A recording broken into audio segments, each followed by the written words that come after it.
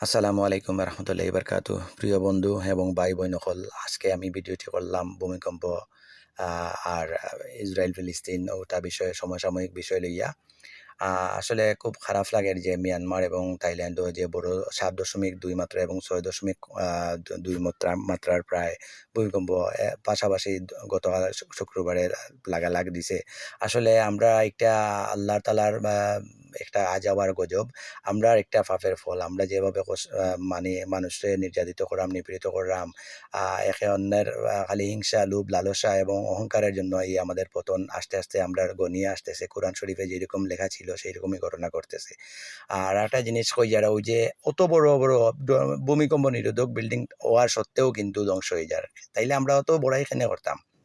আমার মনে হয় যে আমার দৃষ্টিকোণ থেকে আমি কই, আর আমার ক্ষমা সুন্দর দৃষ্টিতে দেখবা, আমি ওখানে কইতে চাই আর যে আমরা এক ক্ষণিকের লাগে আইছি দুনিয়াত, আরও ক্ষণিকের লাগে দুনিয়া ক্ষণস্থায়ী দুনিয়াত খেনে আমরা অত ইয়ে করতাম, খেনে খেনে আমরা অত ইয়ে করতাম।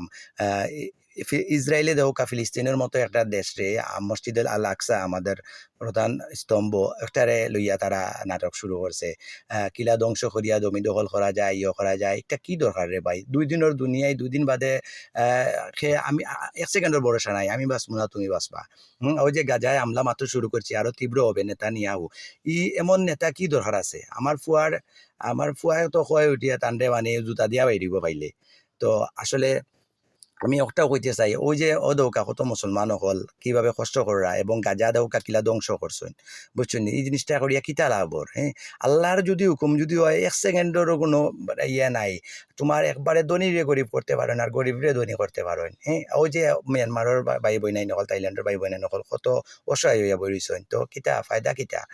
Please stop, please stop. আমরা আসলে পিস চাই, আমরা শান্তি চাই, আমরা সারা বিশ্বের মুসলমান, হিন্দু, খ্রিস্টান সবাইরে লইয়া বসবাস করতে চাই। মানুষ মানুষের জন্য, মানুষ সবাইকে ভালোবাসতে হইবে। I need peace worldwide. Please do not war, আমি এটা বলতে চাই। আল্লাহ এরকম সাহায্য করুক আমরা অলৌকিকভাবে, এবং আমাদের যদি এদায়ত নসিব প্রাপ্ত হইয়া যদি থাকি তাহলে এদায়ত দান করুক। সবাই দোয়া করবা, আমিন।